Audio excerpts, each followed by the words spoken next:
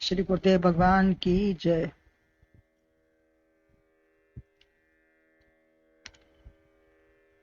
श्री भगवान पंचम अध्याय में कर्म संन्यास योग का वर्णन करते हुए कहते हैं कि जो ब्रह्म में पूर्ण स्थित है, पूर्ण रूपेण जिसकी ब्रह्म में स्थिति बनी हुई है, तन मन विचार बुद्धि विवेक सब उसका ब्रह्म में अर्पित है, समर्पित है, तो वहां वह प्रिय अप्रिय में समान रहता है। स्थिर बुद्धि उसकी हो गई है तो वह असमूढ़ ही है।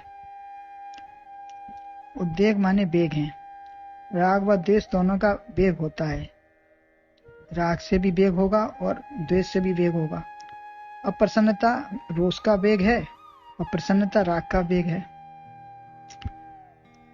अति जब हो जाती है तो उसमें एकदम से उछाल आता है। अतः किसी भी बात का वेग ना आए, अवेग रहें। यह कब होता है और कैसे रोका जा सकता है इसको? बाह्य स्पर्शेष वासक्तात्मा आत्मनि यत् सुखम विन्दति स ब्रह्म योग युक्तात्मा अक्षयम सुखम अश्नुते। बाहर 21वें श्लोक में बताते हैं कि बाह्य स्पर्शेष वासक्तात्मा विन्दति आत्मनि यत् सुखम स ब्रह्म योग युक्तात्मा सुखमयशयम अश्नुते।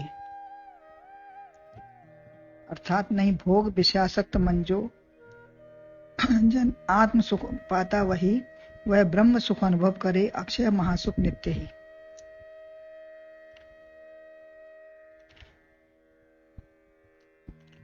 बाहर के स्पर्शों से आसक्ति न होने वाला सब ब्रह्म योग युक्तात्मा और अपने बाहर के स्पर्शों से आसक्ति न हो और अपने आत्मा के सुख का लाभ प्राप्त करने वाला या भोगने वाला या अनुभव आत्मा का हो, वह ब्रह्म योग में युक्त है। ब्रह्म का आत्मा का अनुभवी और अपनी बाहर के स्पर्शों से आसक्ति न होने वाला वो ब्रह्म योग में युक्त है, स्थिति है, उसकी ब्रह्म में ही स्थिति है और अक्षय सुख को प्राप्त करता है। यहाँ दो बातें हैं, चाहे बाहर का हो या अंदर का, कोई भी सुख ले लो। अंदर के से ब्रह्म सुख मिलेगा।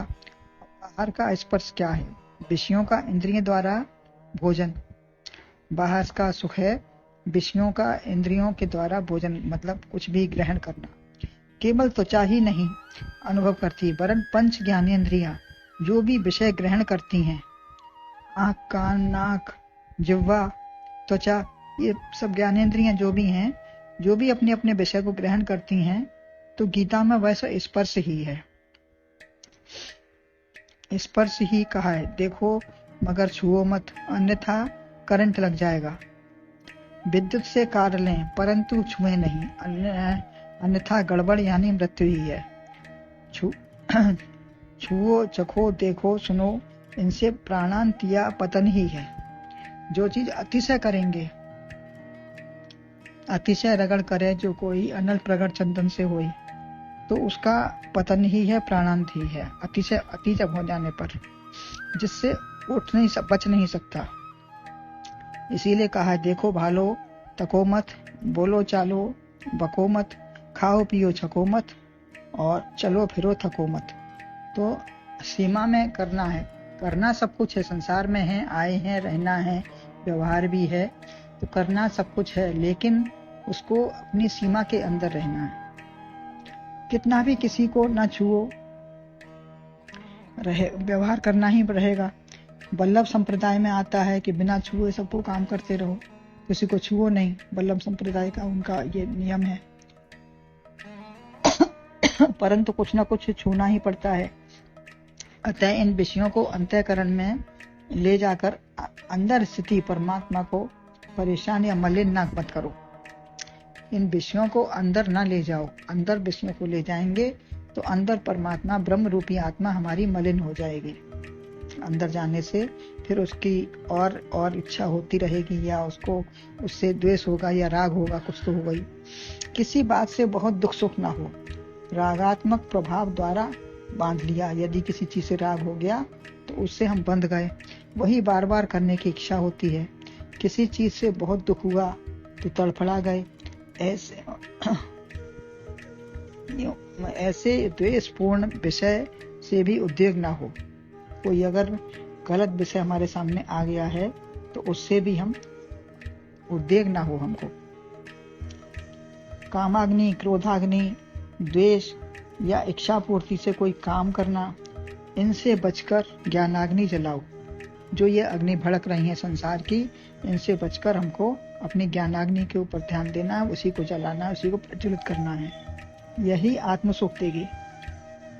संसार के पदार्थ, विषय, भोग व उद्योगों को भस्म कर देती है। यही ज्ञानाग्नि जो संसार के विषय, भोगों को, उद्योगों को भस्म करने की क्षमता रखती है। 8वें 9वें श्लोक में कहा गया था प्रलपन विसरणन किरणन नुन्मिशन निमिषन्नपि, मतलब सब कुछ करते हुए भी अंदर न जाए। न इंद्रियां न विषय, ये फेंकने भी नहीं है।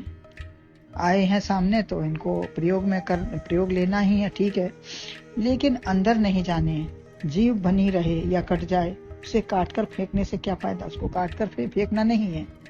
जीव है तो उसको रहने दो अपनी जगह, लेकिन तुम्हें नष्ट करने का अधिकार भी नहीं है। ये भगवान की चीज है।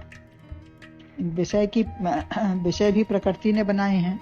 तुम अपने मन इंद्रियों को बस में करो। विषयों को आप बस में नहीं कर सकते। विषय सामने आएंगे, व्यवहार सब सामने आएगा, व्यक्ति सामने आएंगे, लेकिन हमको अपने मन को बस में करना है कि हमको किसके प्रति क्या उसके प्रति व्यवहार है, हमारा क्या कर्तव्य है। उन विषयों से अनासक्त रहो। सामने होते हुए भी मन में आग मत लगाओ, ग्रहण मत करो। यह परिपक्व अवस्था है। गन्ने के रस की तरह, जो पकने तक ही उबलता है। गन्ने का रस है, पकने तक ही उबलता है। ऐसे ही हर चीज है, जब तक पकती नहीं तभी तक आवेग या उबाल आता है। उबल कर शांत हो गया तो गिरेगा बहेगा नहीं।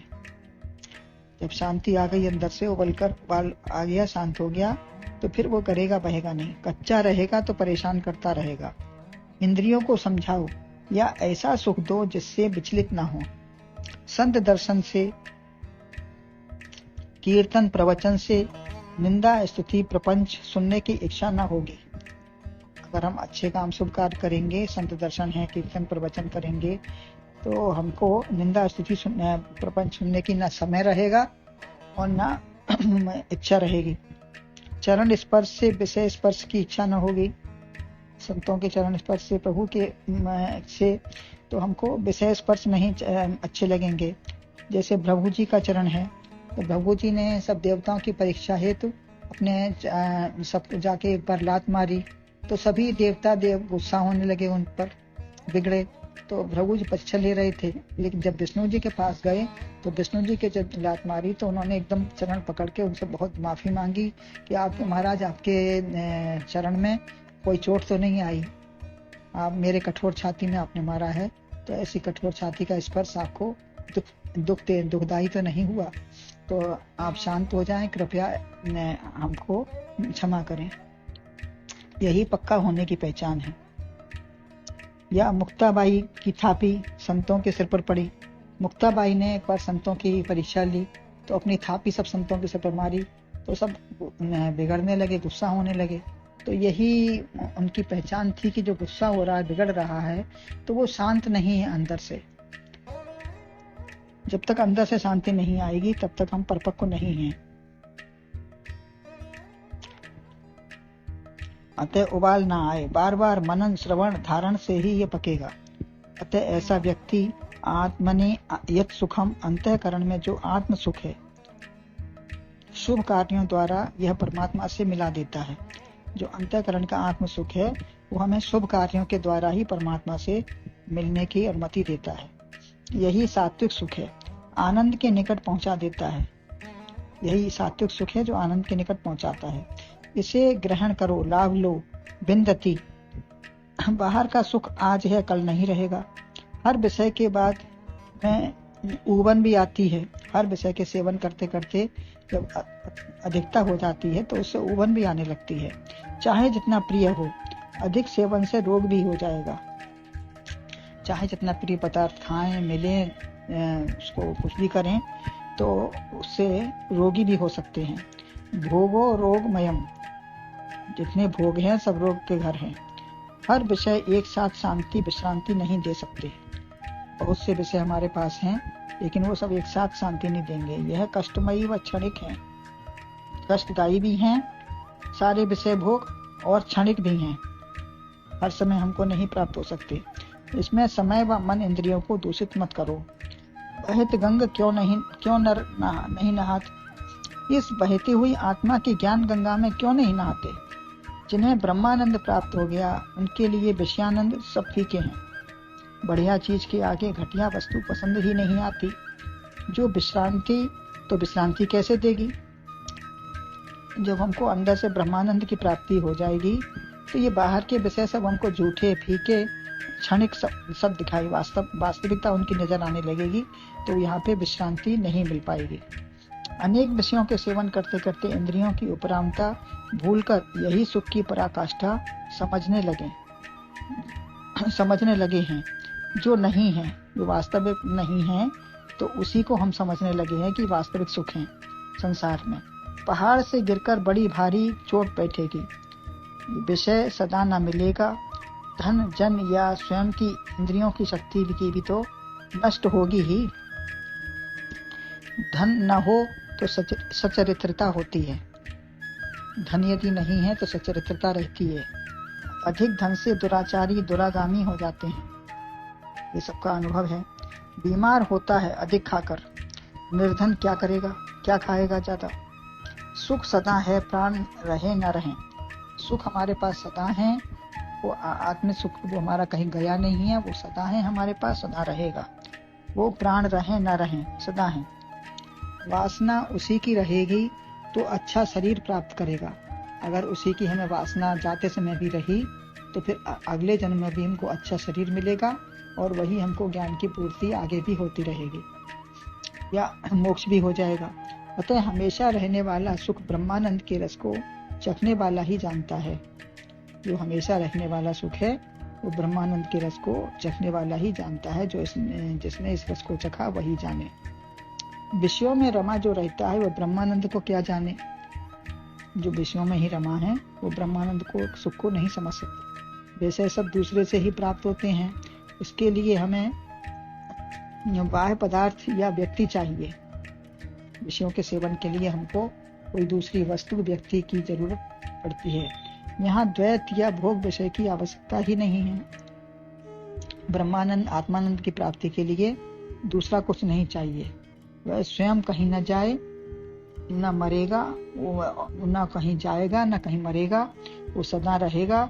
यह कहीं संचरित न होगा, इसे ही प्राप्त करो। यही हमारा आत्मिक वास्तविक सुख है। ये कहीं आने जाने वाला नहीं है, और हमारे पास है न दूसरे की कामना से पूरा होगा, और ये स्वयं हमको प्राप्त है, प्राप्त रहेगा। बोले गुरुदेव भगवान की जय।